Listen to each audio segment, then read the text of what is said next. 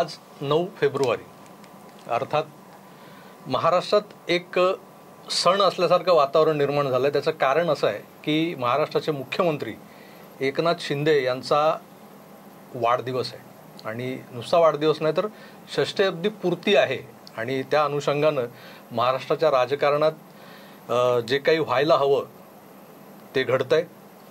आणि ते काय घडतंय तर जे काही अशी मंडळी असतात की ज्यांना आपल्या नेत्याला खुश करायचं असतं तर ते अशी संधी शोधत असतात आणि त्यात महाराष्ट्राच्या मुख्यमंत्र्याची षष्ठीअब्दी पूर्ती असल्यामुळं ही एक सुवर्ण संधीच आहे त्यांच्यासाठी। त्यामुळे आपण बघतोय शहरभर बॅनर्स, होर्डिंग्स आणि सर्वत्र झेंडे, पताका।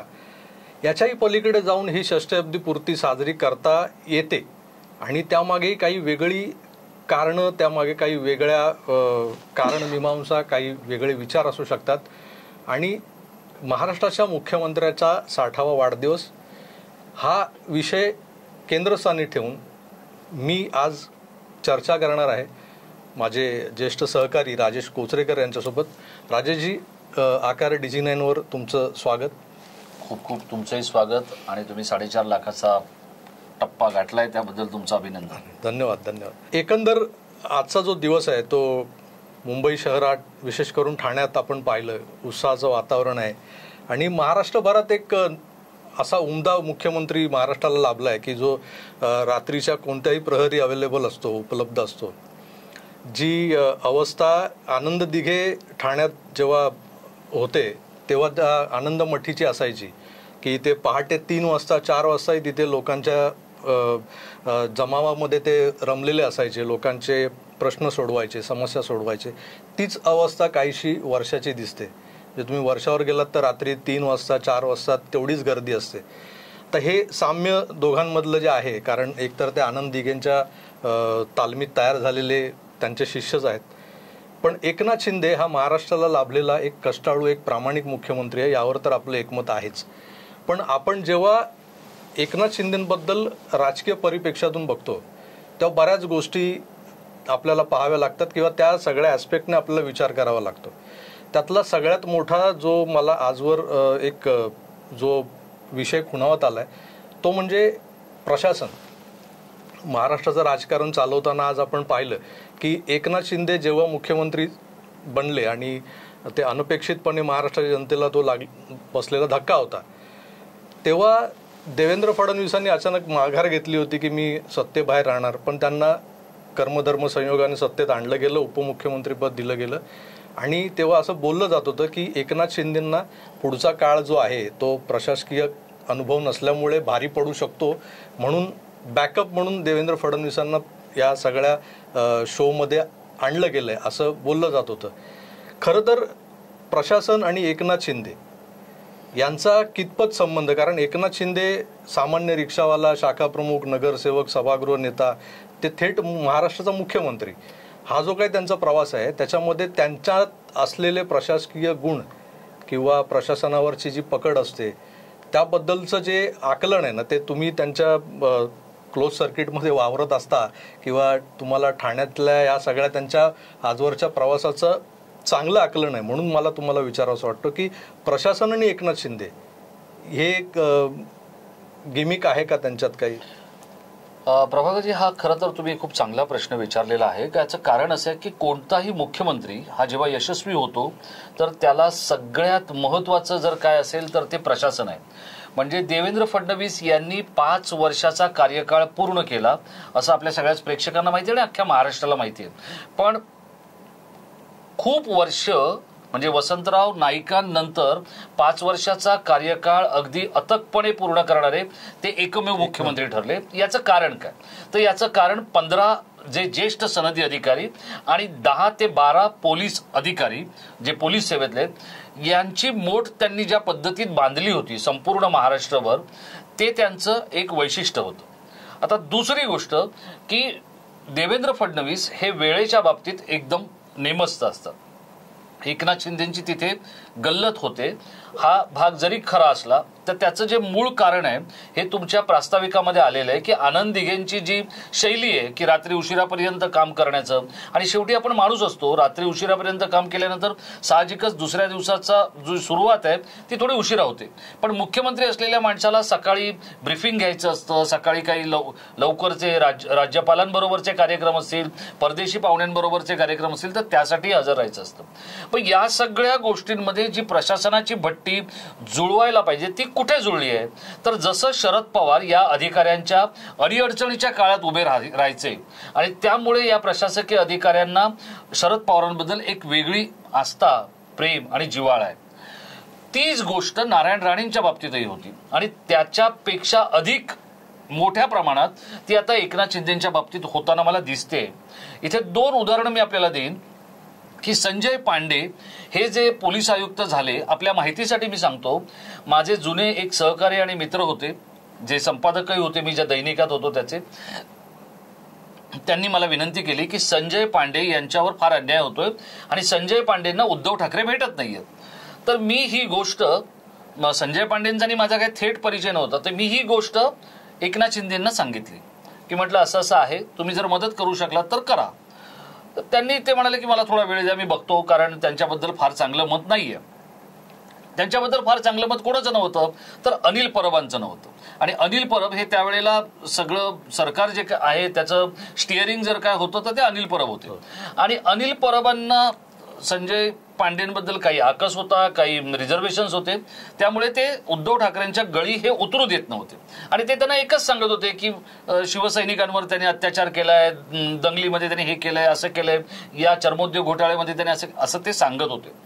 पण हा सगळा इतिहास झाला. आता तसंच जर बघायला गेलं तर अनेक जुन्या लोकांना पुन्हा उद्धव ठाकरेंनी जवळ केलेलंच आहे. पण संजय पांडेंच्या बाबतीत काहीतरी घडत होतं जे नीट नव्हतं. एकनाथ शिंदेंनी त्यांना उद्धव ठाकरेंसमोर नेलं आणि उद्धव ठाकरेंनी त्यांचं म्हणणं ऐकून घेतलं. एकनाथ शिंदेंनी त्यांना जे काय समजवायचं ते समजवलेलं होतं आणि त्यानंतर मुंबईचे पोलीस आयुक्त झाले ते. पण मुंबईचे पोलीस आयुक्त झाल्यानंतर संजय पांडेंनी फिरून ना मला फोन केला ना एकनाथ शिंदेंना फोन केला. म्हणजे अधिकाऱ्यांबद्दलही तुम्हाला हे सांगतो. आता अशीच गोष्ट आणखी एका ज्येष्ठ अधिकाऱ्याबद्दल झाली होती. सिडकोमध्ये असताना उद्धव ठाकरेंनी त्यांच्या मागे अक्षरशः म्हणजे त्यांना जणू काही वाडी वस्ती बाहेरचे असं म्हणून वागवायला सुरुवात केली होती. पण त्याच्यानंतर त्या अधिकाऱ्याला त्यांनी आपल्या बरोबर घेतलं. आता त्याच अधिकाऱ्याला घेऊन एकनाथ शिंदेही काम करतात. तर या सगळ्या अधिकाऱ्यांच्या अडचणीच्या काळात उभा राहणारा मुख्यमंत्री म्हणून आपल्याला एकनाथ शिंदेचं नाव घेता येईल. आता झालंय असं की हे सगळं होत असताना एकनाथ शिंदेंना आता एक सवय लागलेली आहे. ती काय, तर समोर जो माणूस आला त्याचं काम बघून तात्काळ फोन लावण्याची आणि लोकांची कामं करण्याची. याच्यामध्ये काही फडणवीस आणि शिंदेंना जवळ असणारे अधिकारी हे खोडा घालतायत. कारण त्यांना ते सहन होत नाहीये की आपलं महत्व कमी होतंय. एक मुख्यमंत्री थेट नायक असल्यासारखा किंवा महानायक असल्यासारखा फोन करतोय आणि काम करण्याचे आदेश देतोय, हे त्यांना पटत नाहीये किंवा त्यांना रुचत नाहीये. या अधिकाऱ्यांना जर जमालगोटा मुख्यमंत्री शिंदे देऊ शकले पुढच्या आणखी काही काळामध्ये, तर मात्र पुन्हा एकदा युतीची सत्ता ही येऊ शकते असं चित्र निर्माण व्हायला हरकत नाहीये. आणि प्रशासन जे काय आपण म्हणतो, आता अभिजित बांगर हे सुरुवातीला एकनाथ शिंदेंना दाद लागू देत नव्हते. अभिजित बांगर तर सोडा, संजीव जयस्वाल पण त्यांचा आधी नीट ऐकत नव्हते जेव्हा ते ठाण्यात आले होते तेव्हा, कारण संजीव जयस्वाल हे देवेंद्र फडणवीसांच्या जवळचे समजले जातात. पण एकनाथ शिंदेंना या अधिकाऱ्यांना कसं आपल्यामध्ये रुळवायचं, कसं घोळवायचं हे बरोबर माहीत झालेलं आहे. जो ऐकेल त्याला प्रेमाने, नाही ऐकेल त्याला धाकाने ते करत असतात. आणि त्यामुळे मला असं वाटतं की प्रशासन, आता त्यातला एक महत्वाचा भाग आहे की जे प्रशासकीय शिस्त जी हवी आहे ती आणणं हे खूप गरजेचं आहे. ती इतक्यात येणार नाही असं मला वाटतंय.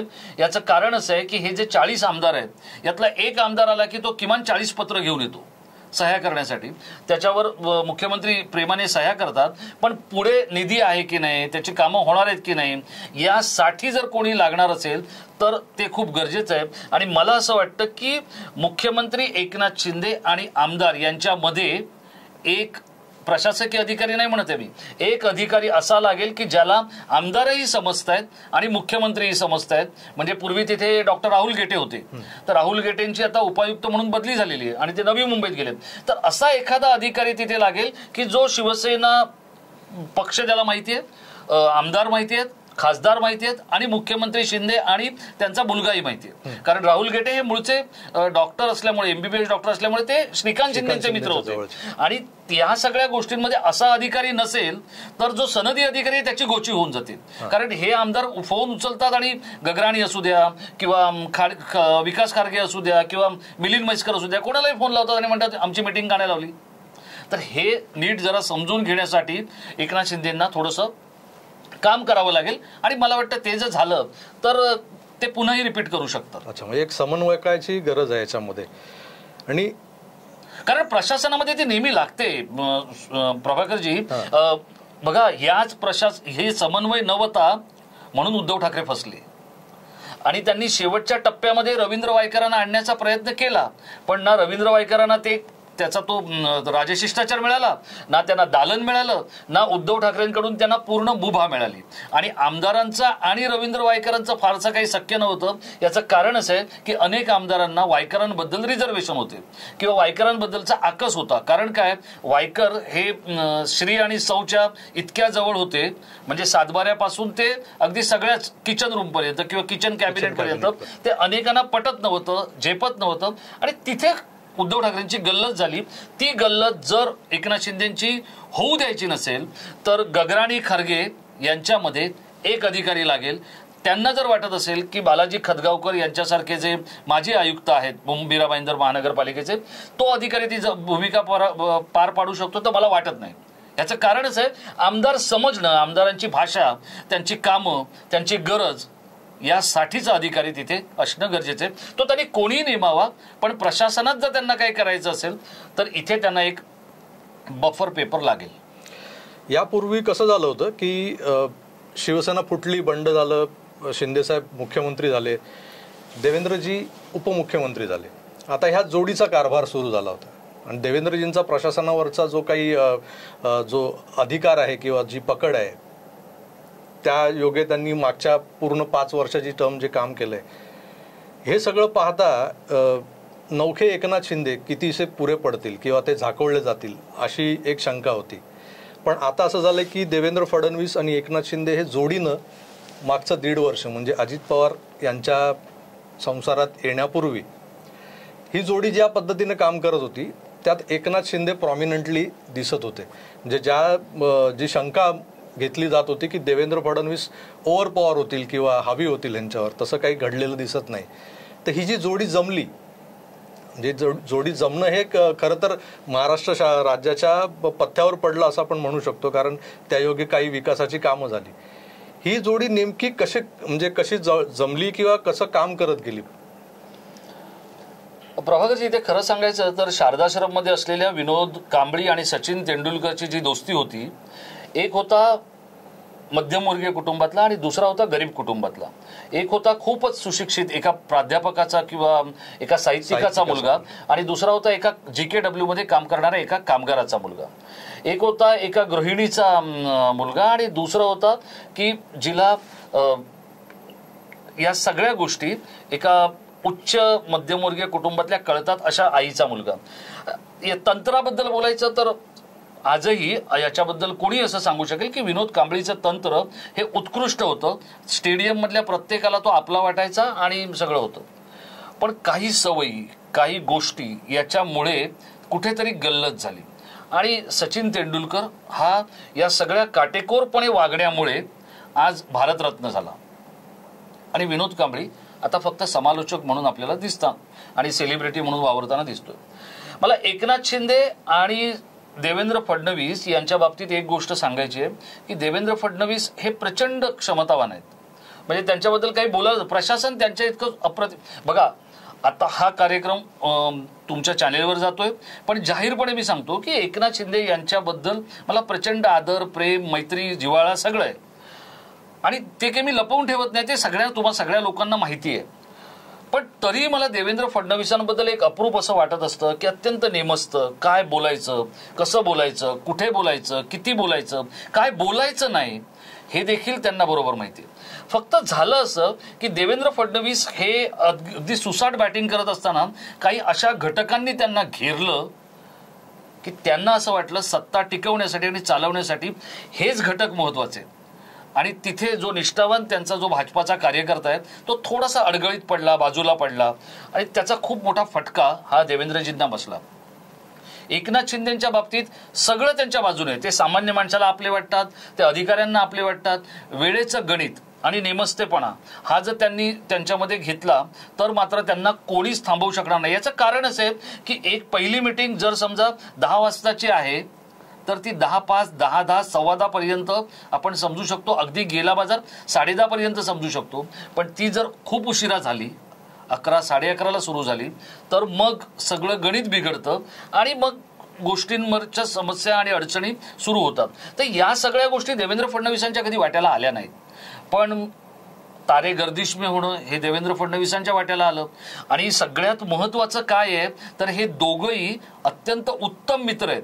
म्हणजे देवेंद्र फडणवीस नसते तर हे महासत्तांतर घडूच शकलं नसतं. एकनाथ शिंदे ते करू शकले नसते. हे मी आपल्याला अगदी खात्रीलायकरित्या सांगतो. याचं कारण असं आहे की ह्या संपूर्ण प्रकारामध्ये देवेंद्र फडणवीस यांचा मास्टर प्लॅन होता आणि मग तो कसा राबवायचा, कसा चालवायचा हा अदृश्य शक्तींनी आणि एकनाथ शिंदेनी तो घडवून आणला. त्यामुळे बरं, दुसरी एक सगळ्यात महत्वाचं की शिवसेनेचा जीव ज्या गोष्टीमध्ये होता ती मुंबई महानगरपालिका कोणी दिली? 2च लोक तर कमी होते. देवेंद्र फडणवीसांनी ठरवलं असतं तर आशिष शेलारांनी अगदी ते 2 नगरसेवक आणले असते. पण ते एकनाथ शिंदेंनी त्यांना द्यायला भाग पाडले. कारण उद्धव ठाकरे निदान तुझे त्याच्यामुळे शांत बसतील हा एकनाथ शिंदेचा समज होता. पण तो नंतर गैरसमज झाला. कारण मुंबई महानगरपालिका आल्यानंतर त्यांना राज्याच्या मुख्यमंत्रीपदाची स्वप्न खुणावू लागली आणि त्यातून हे सगळं घडलं. त्यामुळे हे दोघं जे आहेत हे आतून एकमेकाशी कनेक्ट आहेत. आता बघा, आता चर्चा काय आहे की देवेंद्र फडणवीस दिल्लीत जाणार. पण ते कुठेही जाणार असले किंवा काहीही करणार असले किंवा ते राज्यात राहणार असले तरी एकनाथ शिंदेसाठी देवेंद्र फडणवीस जे करू शकतील ते दुसरं कोणी करणार नाही. त्याच्यामुळे त्यांना त्याची काळजी घेणं, हे एकमेकांची काळजी घेणं हे खूप गरजेचं आहे. आणि त्यांची मैत्री ही आपल्याला न समजण्या पलीकडची आहे. बरोबर आहे. ते हुडी घातलेला आणि काळ्या गॉगलमधला त्यांचा जो मित्र पहाटे निघायचा आणि त्यांची मैत्री पुढे ज्या पद्धतीने फुलत गेली आणि आपण त्याची परिणिती पाहतोय.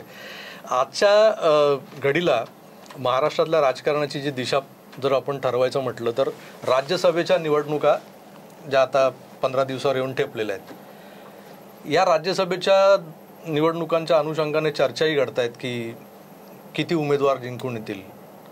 आता जी परिस्थिती झाली आहे, जे राष्ट्रवादीचंही चिन्ह आणि नाव काढून घेतलंय, आता त्यांना कोणाचा व्हीप लागू होणार, अनिल भाईदास पाटलांचा की पवारांच्या गटाचा, हे सगळं जेव्हा आपल्या समोर चित्र स्पष्ट होत जातंय त्यातून एक असा संकेत मिळतोय की फडणवीसांना कदाचित या राज्यसभेची उमेदवारी देऊन दिल्लीत पाठवलं जाईल. हा एक चर्चेचा मुद्दा आहे. दुसरा असा आहे की अजित पवार आता ज्या पद्धतीनं येणाऱ्या निवडणुकांमध्ये राज्यसभा असतील किंवा त्यानंतरच्या लोकसभा आणि मग पुढे लागणाऱ्या विधानसभा, आता त्यांनी त्यांच्या काकाला अंगावर घेतलंय सरळ. एकनाथ शिंदेंनी अख्खा पक्षच म्हणजे उभाटा गट जो आहे उद्धव ठाकरेंचा तो त्यांच्या विरोधात आहे. देवेंद्रजींच्या बाबतीत असं आहे की सगळं काही आलबेल असं दिसतं, पण पक्षांतर्गत काही फॅक्टर्स आहेत जे असंतुष्ट आहेत किंवा ज्यांना देवेंद्रजींबद्दल आकस आहे ते त्यांच्या विरोधात सतत ऍक्टिव्ह असतात. तो फटका या तिघांनाही असा बसत म्हणजे तो तर त्यांना संघर्ष सतत करावा लागणार आहे. या तिघाही नेत्यांना म्हणजे मुख्यमंत्री आणि हे 2 उपमुख्यमंत्री नंबर 1 आणि 2. या परिस्थितीमध्ये राज्यसभेतलं चित्र काय असेल?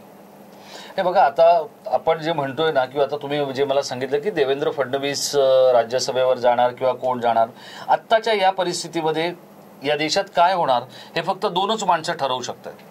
त्यातले एक आहेत नरेंद्र मोदी आणि दुसरे आहेत अमित शहा. त्यामुळे आपण जे प्रसारमाध्यमांमधली मंडळी काम करतोय किंवा जे काय चालवतोय असं काही घडत नसतं. इथले 48च्या 48 उमेदवार कोण असणार भाजपचे हे फक्त आणि फक्त दिल्लीत ठरणार आहे. त्यामुळे राज्यसभेची गणितं काय असणार आहेत, राज्यसभेत कोण मदत करणार आहे, कोणाला कुठे जायचंय. आणि मला म्हणजे हे जे काही लोक चालवत आहेत किंवा करतायत, मला थोडंसं हसायला एवढ्यासाठी येते की देवेंद्र फडणवीसांसारखा अगदी लाखांच्या मतांनी निवडून येणारा नेता हा काही राज्यसभेवर असा पाठवण्याची वेळ भाजपवर येणार नाही आणि तेही तसं काही स्वीकारणार नाहीत. अर्थात त्यांच्या स्वीकारण्याला काही अर्थ आहे नाही तो भाग वेगळा, पण ते असं करणार नाहीत. कारण कारण भाजपला माहिती आहे की जर हा निवडून येणारा उमेदवार आहे, म्हणजे आपण जिथे बसून ज्या ईशान्य मुंबईतल्या आपल्या स्टुडिओमधून बोलतोय तर तिथपासून ते अगदी ते कुठेही जरी त्यांना उभं केलं तर ते निवडून येऊ शकतात. ते पुण्यातून निवडून येऊ शकतात, ते नागपूरमधून निवडून येऊ शकतात, ते ईशान्य मुंबई, ते कुठल्याही भागातून निवडून येऊ शकतात. अशा नेत्याला भाजप वाया घालवणार नाही. आणि हे जे पत्रकार किंवा आपण चॅनेलमधली जी मंडळी चालवतोय याच्या खूप म्हणजे कोसो दूर राजकीय नेते विचार करत असतात. त्यामुळे तुमचा जो याच्या प्रश्नाच्या आधीचा जो पूर्वार्ध होता की ह्या तिघांचं 3 दुखणी असणार आहेत, तर ती मला मान्य आहेत की देवेंद्र फडणवीसांचं दुखणं वेगळं असणार आहे, एकनाथ शिंदेचं दुःख वेगळं असणार आहे, आणि अजितदादांचं दुःख तर सगळ्यांपेक्षा भयंकर असणार आहे की 83 वर्षाचे काकाच त्यांच्या विरोधात असणार आहेत. त्यामुळे त्या तिघांना हे सगळं कसं निस्तरायचं आणि निपटवायचं या सगळ्या गोष्टी तर आहेतच. आणि ह्या सगळ्यांपेक्षा मला अजून एक महत्त्वाचा घटक जो दिसतोय तो म्हणजे प्रकाश आंबेडकर आणि राज ठाकरे हे जे 2 लोक आहेत की जे वंचित आहेत, सत्तेपासूनही आणि सत्तेत असूनही वंचित असे जे काही लोक आहेत तर ते 2 जण आहेत. ते येणाऱ्या निवडणुकांमध्ये काय काय करणार? कारण या येणाऱ्या निवडणुकांमध्ये मग त्या लोकसभेच्या असो किंवा विधानसभेच्या असो, इथे प्रत्येक मत मॅटर करेल एवढं आपण समजून घेतलं पाहिजे ना. मोदींना असं वाटू शकत नाही की बाबा ठीक आहे आता 400च्या पार वगैरे हे कॅम्पेनसाठी किंवा वगैरे गोष्ट ठीक आहे, पण असलेल्या समस्या मोदींसमोर ज्या आहेत त्या जर पाहिल्या आणि त्या जर नसत्या तर मग ममता का घडलं असतं, नितीश कुमार का घडलं असतं? अख्खा पक्ष बनवणारा माणूस समोर हयात असताना पक्ष उचलून तिसऱ्या माणसाकडे म्हणजे मुलाकडे का दिला गेला असता किंवा पुतण्याकडे का दिला गेला असता? तर अशा अनेक गोष्टी आहेत आणि मला नाही वाटत की या सगळ्या गोष्टींचा जर आपण विचार केला तर या 3 मोठ्या नेत्यांचं म्हणजे शिंदे, फडणवीस आणि पवार यांना येणारी लोकसभा काय किंवा राज्यसभा काय ह्या बरं त्याच्यात असं आहे की आता शिंदे आणि फडणवीस हे दोघंही जसं मागच्या वेळेला सीट काढली तशी राज्यसभेची एक अतिरिक्त उमेदवाराची सीट काढू शकणार नाहीत, कारण तेवढी मतं नाही आहेत.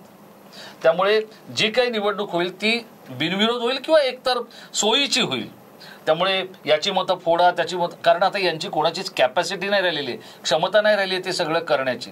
आणि तर करायचं तर का करायचं हा एक प्रश्न आहे. त्यामुळे ते सामोपचाराने होईल राज्यसभा असं मला वाटतं. लोकसभेमध्ये या सगळ्यांचाच दम निघेल. बरं, आता मूळ मुद्दा ज्या अनुषंगाने आपण चर्चा करतोय की मुख्यमंत्र्यांचा वाढदिवस, 60वा वाढदिवस, हा वाढदिवस अशाही अर्थाने महत्त्वाचा आहे की नेमक्या निवडणुका तोंडावर आल्यात, मग त्या अनुषंगाने हा एक इव्हेंट केला जातोय आणि त्याच्या आडून ज्या पद्धतीचं एक नरेटिव्ह सेटिंग, परसेप्शन क्रिएट करणं या सगळ्या गोष्टी जेव्हा होत आहेत तेव्हा शिवसेना, शिंदेंच्या नेतृत्वाखालची शिवसेना ही तळागाळात कितपत रुजली आहे हा जो प्रश्न सातत्याने उभा केला जातो. कारण आजही सगळे छातीटोकपणे दावा करतात की उद्धव ठाकरेंकडे जे सहानुभूतीचं एक कार्ड आहे ते कार्ड फक्त याच बेसिसवर चालणार आहे की त्यांच्याकडे तळागाळातली शिवसेना जी आहे, म्हणजे साधा गटप्रमुख, शाखाप्रमुख आणि शिवसैनिक हे अद्याप फुटलेले नाहीत. म्हणजे किमान शहरी भाग जो आहे मुंबई, ठाणे आणि इतर भागातला, तिथे तरी चित्र काही बदललेलं नाही असे अंदाज व्यक्त केले जात आहेत. त्यांच्या प्रत्येक सभेमध्ये तसं बोललं जातंय, तसं ते जाणवलं जातंय, ठसवलं जातंय. एकनाथ शिंदे हे आता त्यांच्या नव्या पक्षाच्या घटनेनुसार ते मुख्य नेता शिवसेना पक्ष या भूमिकेत आहेत. दुसरी भूमिका मेजर म्हणजे ते मुख्यमंत्री आहेत महाराष्ट्र राज्याचे. या 2 महत्त्वाच्या भूमिका जेव्हा सांभाळतात ते आज वयाच्या 60त, म्हणजे ही 60 म्हणजे काही मोठं वय नाहीये राजकारण्यांसाठी, भारतीय राजकारणासाठी. त्यामुळे आता ते ऐन भरात आहेत असं म्हणता येईल आपल्याला राजकारणाच्या. त्यांच्या पीक पिरियड आहे. त्यामध्ये त्यांना संघटना वाढवणं हा कितपत टास्क आहे त्यांच्यासमोर. दुसरी गोष्ट अशी की निवडणुका जिंकणं, त्या अनुषंगाने उमेदवार देणं, निवडणुका जिंकून आणणं, या सगळ्या गोष्टी एक हाती होत नाहीत. म्हणजे अगदी शिवसेना स्थापन झाली, बाळासाहेबांचं नेतृत्व होतं, पण त्यांच्या बाळासाहेबांच्या नंतरही दुसऱ्या फळीतले काही नेते होते आणि त्यांनी शिवसेना खऱ्या अर्थानं तळागाळात रुजवली. हा प्रकार ह्या शिवसेनेत दिसतो का? किंवा हे आता हा 60वा वाढदिवस महत्त्वाचा आपण म्हणतोय, त्या अनुषंगाने येणाऱ्या निवडणुकीत हे सगळं जे काही पक्षीय बांधणीचं जे काही उतरंड जी असते ती या शिवसेनेत आहे का, त्याचा काही लाभ मिळेल का, आणि मुख्यमंत्री म्हणून जर हे यशस्वी ठरतायत एकनाथ शिंदे आपण पाहतोच आहोत, पण ते शिवसेनेचे मुख्य नेते या भूमिकेत यशस्वी ठरतायत का आणि भविष्यात ठरतील का, हा एक महत्त्वाचा प्रश्न आहे. बघा, एकनाथ शिंदे यांचं जे राजकारण आहे, जे आपण ठाण्यात जर पाहायला गेलं तर, कारण ते शिवसेनेचं ठाण्याची शिवसेना असं म्हणणाऱ्या शिवसेनेने आनंद दिघेंच्या नंतर किंवा त्यांच्या पश्चात तिथला ठाण्याचा गडकरी म्हणा किंवा ठाण्याचा ठाणेदार म्हणा, ते एकनाथ शिंदेंना मानलं आणि ते त्यांनी त्यांच्या ज्या काय त्यांना टास्क दिल्या होत्या त्या त्यांनी पूर्ण केल्या. आता हे करत असताना त्यांनी कधी आगरी सेनेचा गणेश साळवी उचलला, कधीतरी त्यांनी RPI मधले इंदेसेंची मदत घेतली, कधीतरी त्यांनी अपक्ष निवडून येणाऱ्या सुधाकर चव्हाणांची मदत घेतली. आता ते आपल्यामध्ये हयात नाही आहेत, पण अशी वेगवेगळ्या लोकांची मदत घेण्याची जी काही युक्ती आणि शक्ती त्यांच्याकडे जी आहे तर ती अद्भुत आहे. हे झालं ठाण्याच्या राजकारणापुरतं. पण जेव्हा ते राज्याच्या राजकारणाबाबतीत विचार करतील त्यावेळेला त्यांना खूपच वेगळ्या स्वरूपात काम करावं लागेल असं मला दिसतंय.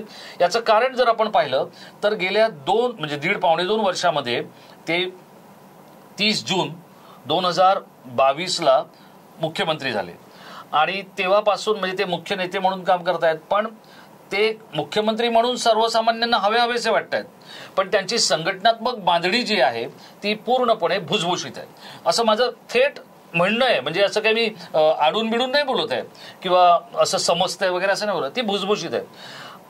आणि याला जर आधारच तुम्हाला हवा असेल तर फक्त 2 लोकांच्या मनामध्ये डोकावायला पाहिजे. एक आहेत नरेश म्हस्के आणि दुसरे आहेत आशिष कुलकर्णी. आता आशिष कुलकर्णी हे दुःखी आहेत की आनंदी आहेत, संघटनेचं सगळं नीट चाललंय की नाही चाललंय हे आपल्याला समजू शकेल. याचं कारण काय तर ते मी आपल्याला सांगतो. याचं कारण असं आहे की आशिष कुलकर्णींना थेट देशाचे गृहमंत्री आणि पंतप्रधान यांनी देवेंद्र फडणवीस किंवा भाजप आणि एकनाथ शिंदे यांच्या मधला समन्वयक म्हणून पाठवलंय. बरोबर आहे.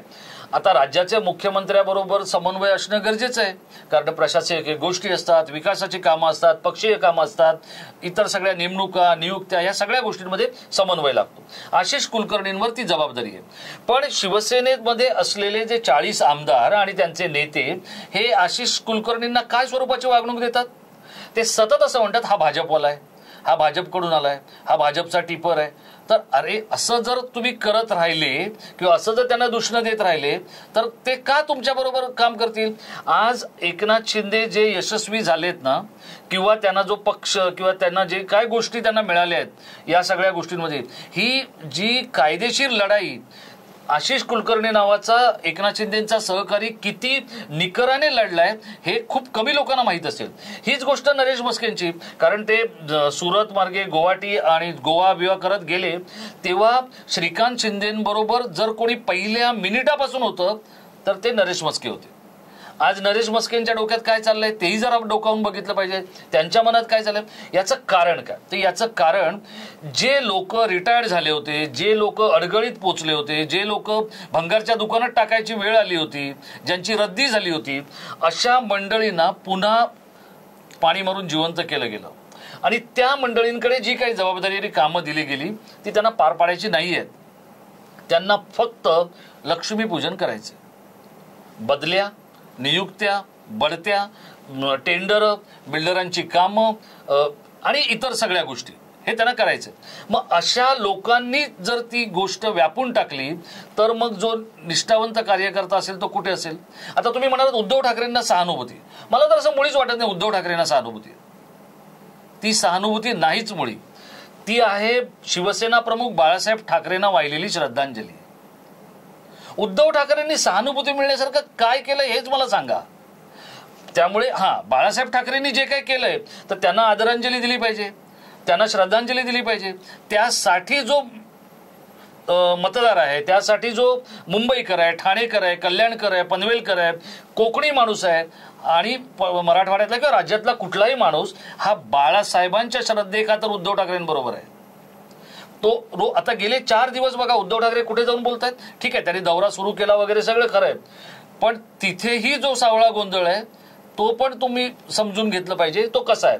त्यामुळे हे जे काही आहे हे एकनाथ शिंदेंना जर काही करायचं असेल तर त्यांना पक्ष बांधावा लागेल. पण दुसऱ्या बाजूला ते बांधत असताना त्याचा उपयोग नेमका कोणाला होणार आहे. कारण जर उद्धव ठाकरेंकडून किंवा 25 वर्ष शिवसेनेकडून जी काय भाजपने सेवा करून घेतली किंवा जो उत्तरार्धात मेवा खायचा प्रयत्न केला तो शिंदेकडून का नाही खाणार ते. पण शिंदेचे तेवढे लोक निवडून आले पाहिजेत. आणि जसं ठाण्यातलं राजकारण की एका गणेश साळवीला काय हवं ते दिलं, एका योगेश जानकरला काय हवं ते दिलं, किंवा सुधाकर चव्हाणला काय हवं ते दिलं, देवराम भोईर 4 नगरसेवक घेऊन आले त्यांना काय हवं ते दिलं. ही गोष्ट महाराष्ट्राच्या पातळीवर शिंदेंना किती जमणार आहे. कारण महाराष्ट्राचं राजकारण हे खूप कोनांमधून केलं जातं, ते ज्याला आपण मल्टी डायमेन्शन म्हणतो अशा पद्धतीचं ते राजकारण आहे. त्यामुळे त्यांना पक्ष तर बांधावा लागेलच, पण आत्ता जे त्यांच्याकडे लोक आहेत ते पक्ष बांधताना एकनाथ शिंदे हा स्वतः उत्तम संघटक नेता आहे, पण हे लोक करणार आहेत का, हा माझा त्यातला महत्वाचा मुद्दा आहे. आणि ते करणार नाहीत, करत नाहीत, त्यांना करायचं नाहीये. त्यांना फक्त एकनाथ शिंदेच्या पुढे मागे राहून आपलं तेवढं उखळ पांढरं करून घ्यायचंय. पण अशाने हा पक्ष वाढेल का. हा नाही, बघा आता कसं आहे, ते काळाच्या कसोटीवर ठरेल. तो पक्ष वाढेल का तो पक्ष भाजपमध्ये मर्ज होईल का एकनाथ शिंदे भाजपमध्ये जातील, या सगळ्या प्रश्नांची उत्तरं ही आपल्याला काळाच्या ओघात मिळणार आहेत. ती अशी नाही मिळणार की तो वाढेल का, तो तिथेच राहील का, अशी नाही मिळणार. तर ते काळाच्या कसोटीवर स्पष्ट होणार आहे की कोणाची गरज किती आहे. येणाऱ्या काळामध्ये एकनाथ शिंदेची गरज किती आहे, येणाऱ्या काळामध्ये भाजपची गरज किती आहे, हे प्रश्न खूप महत्वाचे ठरणार आहेत. आणि तेव्हा मात्र आता बघा, आज तुम्ही एक गोष्ट मी तुम्हाला सांगतो, हा सगळा अख्खा राष्ट्रवादी पक्ष निशाणी सगळं गेलं. शरद पवारांनी एक ओळीची अशी प्रतिक्रिया दिली नाही की जी व्यक्तिगत अजित पवारांना डसेल, टोचेल, बोचेल, नाही बोलले ते. कारण त्यांना माहिती आहे की शरद पवार हा ब्रँड काय आहे, त्यांना माहिती आहे शरद पवार काय करू शकतो. आजही जर तुम्ही विचारलात तर सावंतवाडीमधला डांटस हा काय उद्योग करायचा आणि त्याची ताकद किती आहे हे पवारांना कोणी सांगायला नको. म्हणजे बांद्यापासून ते अगदी चांद्यापर्यंतच्या आदिवासी नेत्यापर्यंत त्यांना सगळं माहिती आहे. आणि त्यामुळे मला असं वाटतं की जे मेरिट आहे ते येत्या काळामध्ये अगदी ठोकून त्याची कसोटी लागणार आहे. मुख्यमंत्र्यांचा वाढदिवस आणि त्या अनुषंगाने ज्या गोड गोड शुभेच्छा देणारे व्हिडिओज येत आहेत आणि सगळ्या बाजूने जो शुभेच्छांचा वर्षाव होतोय, त्यात कुठेतरी आरसा दाखवणारा एक प्रयत्न मला या माध्यमातून करायचा होता, त्यासाठी ही चर्चा होती. म्हणून मी तुम्हाला थोडंसं उकसवणारे प्रश्न विचारले आणि त्या योगे खरं ते बाहेर आलेलं आहे. मित्र, काय होतं की शुभेच्छा सारेच देतात, त्या शुभेच्छांमध्ये खरोखर जी इच्छा असते ना ती शुभ असणं गरजेचं असतं. ती इच्छाच मुळी जर मनापासून प्रकट झालेली नसेल तर त्या इच्छेला शुभेच्छा म्हटलं जात नाही. एकनाथ शिंदेंना म्हणजे महाराष्ट्राच्या भल्यासाठी दिवस रात्र झटणाऱ्या मुख्यमंत्र्याला यापुढचीही 5 वर्ष या राज्याचं नेतृत्व करण्याची संधी मिळावी असं मनोमन मलाही वाटतं, राजेशजींनाही वाटत असेल. त्यांच्या मनात काय मला माहीत नाही, पण त्यांनी जी तळमळ व्यक्त केलेली आहे ना ती ही खरी ग्राउंड रियालिटी. आणि निव्वळ गोडगोड शुभेच्छा देताना तो केकच्या तुकड्यासाठी भांडणारे कार्यकर्ते आपण पाहिलेले आहेत. तर इथे तसं काही नाही आहे. तिखट गोड अशा सगळ्या बोचऱ्या भावनांसह आम्ही ह्या शुभेच्छा मुख्यमंत्र्यांना देत आहोत. राजेशजी, तुम्ही वेळात वेळ काढून आज या दिवशी, म्हणजे खरं तर हा आजचा दिवस तसा फार धावपळीचा आहे. म्हणजे मुख्यमंत्र्यांच्या मतदारसंघात तुमचा राबता असतो, त्यात तुम्ही जवळचे आहात आणि त्या अनुषंगाने बरेच कार्यक्रम तुम्ही घेताय. म्हणजे तुमचा पॅराग्लायडिंगचा तो एक विषय आहे जो पाचगणीला होतोय. एवढा मोठा भव्य दिव्य म्हणजे मोठ्या प्रमाणात होणारा कार्यक्रम आहे. असा कार्यक्रम यापूर्वी मला वाटतं कुठल्या मुख्यमंत्र्याच्या वाढदिवसाच्या निमित्त कोणी केलेला मला आठवत नाही. या मुळात असं आहे की हा जो पॅराग्लायडिंगचा कार्यक्रम घेतला गेलेला आहे याचं वैशिष्ट्य एवढ्यासाठी आहे की मी काही गोष्टी रिलेट करत असतो. आता लोक तर सगळेच शुभेच्छा देत असतात एकमेकाला किंवा काहीतरी करत असतात, पण पॅराग्लायडिंग हा एक असा साहसी खेळ आहे की त्याला आपल्याकडे उत्तेजन मिळावं असा सरकारचा प्रयत्न आहे आणि सरकारलाही वाटतं, पण तो आयोजित करण्यामागे खूप कटकटी आहेत, खूप गोष्टी आहेत, ते होत नाहीये. कारण त्या परवानग्या, त्याच्यासाठीचा निधी किंवा त्याच्यासाठीच्या गोष्टी हे कोणा ऐरागेऱ्याचं कामच नाहीये. याचं कारण असं आहे की काही काळापूर्वी आपल्याकडे 2 मृत्यू झाले होते आणि तेव्हापासून आपल्याकडे त्या सगळ्या गोष्टींकडे वेगळ्या पद्धतीत बघितलं जात होतं. आता आम्ही जो महापॅराग्लायडिंगचा जो कार्यक्रम घेतलेला आहे, तर आपल्याकडे जी जागतिक स्पर्धा होते पॅराग्लायडिंगची त्याची ही प्री आहे, म्हणजे ही रणजी ट्रॉफी आहे. इथले गुण तिथे दिले जाणार आहेत. आणि त्यातही आणखी एक गोष्ट, हे एकनाथ शिंदेबरोबर रिलेट करण्याचं कारण की ते सांगत असताना माझ्या अंगावरही काटा आला की हे जे सगळं महासत्तांतर घडलं असतं ना, तर एकनाथ शिंदे आज आपल्यात नसते, जर काय बिघडलं असतं. त्यामुळे पॅराग्लायडिंग करताना तो आपल्याला एक गोष्ट समजून घेतली पाहिजे की तुम्ही जेव्हा पायलट म्हणून वर फ्लाय करता तेव्हा तुम्हाला तुमचाच परिसर, तुमचेच जलाशय, तुमचेच डोंगर, तुमची झाडी इतकी अद्भुत दिसते की काही विचारू नका. पण जर चुकलात तर मग परत बघायचंच नाही. असं ते सगळं आहे. त्यातलं एक गोष्ट अशी आहे की याच्यामध्ये हे सगळं करत असताना हे करणारी माणसं पण क्रिएटिव्ह लागतात.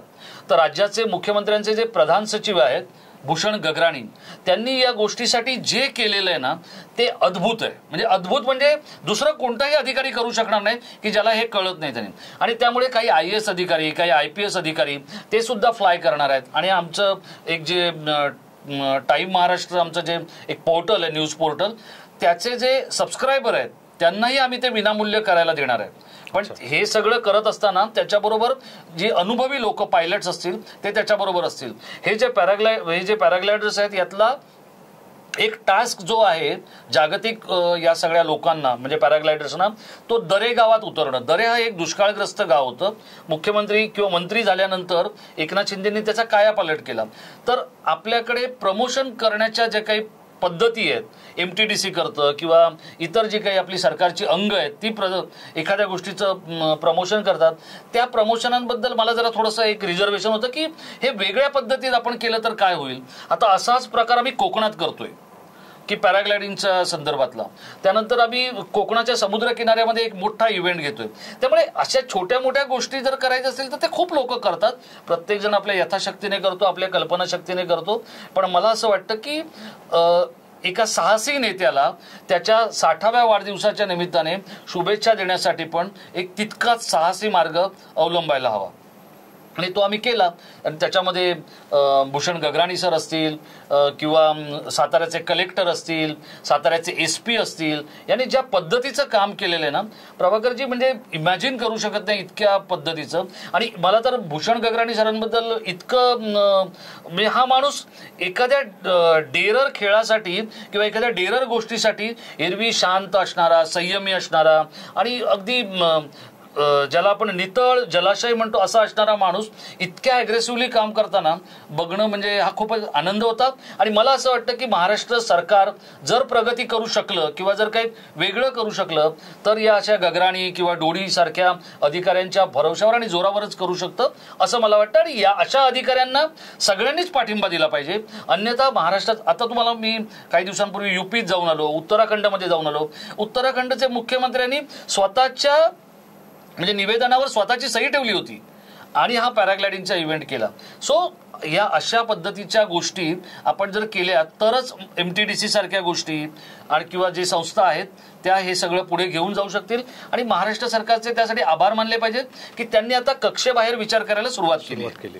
खरंच आहे, महाराष्ट्रात एवढ्या जैवविविधता आहेत आणि बऱ्याच गोष्टी आहेत ज्या अनएक्सप्लोर्ड आहेत, म्हणजे अजून त्याला प्रॉपरली एक्सप्लोर झालेल्या नाहीत त्या.